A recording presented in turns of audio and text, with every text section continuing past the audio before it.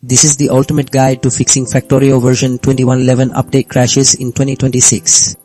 After experiencing these disruptive game errors myself and spending countless hours testing various solutions, I've finally pinpointed effective methods to get your factory running smoothly again. We will now explore these proven strategies to resolve the Factorio version 2111 update crash. The first approach addresses potential corruption within your game files, ensuring the game's core components are sound. Another method focuses on ensuring your system's visual output is optimized by updating graphics drivers, which often resolve rendering-related failures. We also look at clearing temporary game data that might be causing conflicts after the update.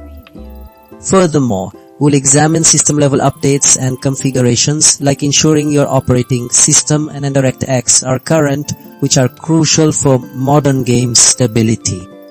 Finally, investigating game logs provides direct insight into the specific error, allowing for a targeted solution. These combined techniques tackle the problem from multiple angles, providing a comprehensive fix for the Factorio version 2111 update crash.